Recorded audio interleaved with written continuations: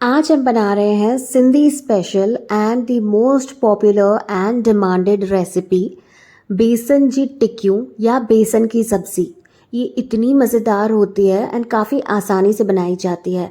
आज मैं अपनी मामी लक्ष्मी मामी का मेथड फॉलो कर रही हूँ। वीडियो एंड तक देखें। मैं निकिता आहूजा स्वागत करती हूँ आप सभी का मेरे चैनल में। तो चलिए शुरू करते हैं। सिंधी बेसन जी टिक्कियों या बेसन की सब्ज़ी बनाने के लिए इन इंग्रेडिएंट्स की रिक्वायरमेंट है। वीडियो लाइक, शेयर और चैनल को ज़रूर से सब्सक्राइब करें ताकि ऐसी अमीर रेसिपीज़ आप हमेशा चेक कर सकें मेरे चैनल से।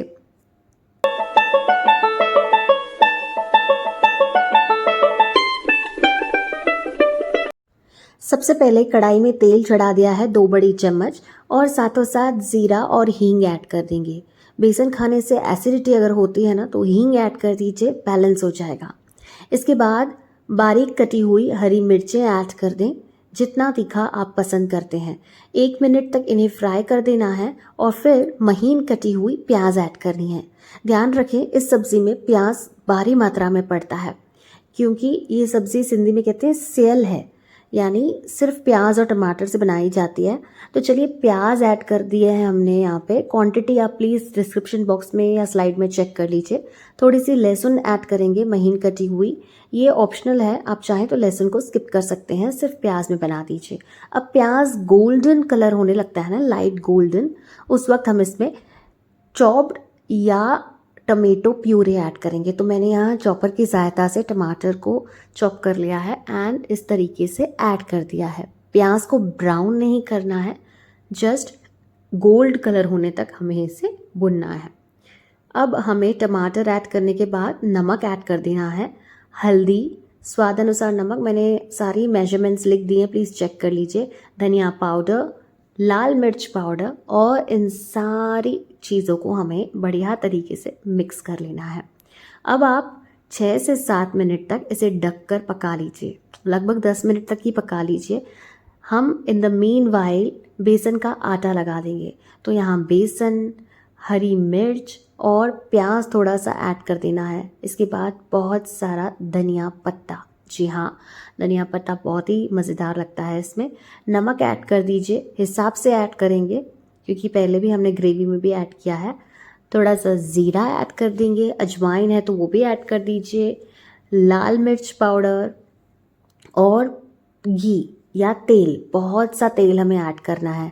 अब आटा जो है वो मामी ही लगा रही है क्योंकि मैं एक हाथ से शूट कर रही हूँ और आपको ये रेसिपी एकदम परफेक्ट मिले इसीलिए मेरी मामी से मैं आटा लगवा रही हूँ, क्योंकि उनके जैसी सब्ज़ी हमारे फैमिली में कोई नहीं बनाता है। चलिए आटा तो अब लगने ही वाला है, इसे थोड़ा सा ना हमें थिक लगाना है, समझ गए? चपाती के जैसे हमें नरम नहीं लगाना है आटा, थोड़ा सा थिक होना चाहिए कंसिस्टेंसी इसका। एंड ये तैयार हो चुका है। अब ऊपर से थोड़ा सा तेल लगा दीजिए और इस तरीके से ऐसा गोला बना दीजिए या गोल बना दीजिए।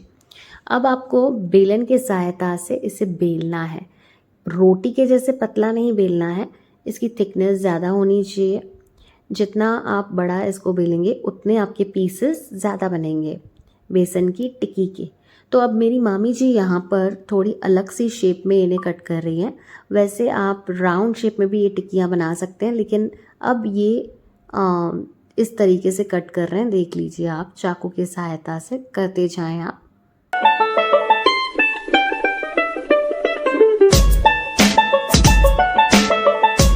चलिए हमने वो बेसन की टिक्कियों को तो कट कर दिया है, तेल भी यहाँ पर गर्म हो चुका है। अब हमें इन्हें फ्राई कर देना है। तो पहले आप फ्लेम को हाई रखेंगे, बाद में मीडियम रखेंगे। अगर पूरी तरीके से हाई पर बनाते हैं ना तो टिक्की जो है वो अंदर से कच्ची रह जाएगी, बाहर से तो अच्छा आ जाएगा कलर उसका।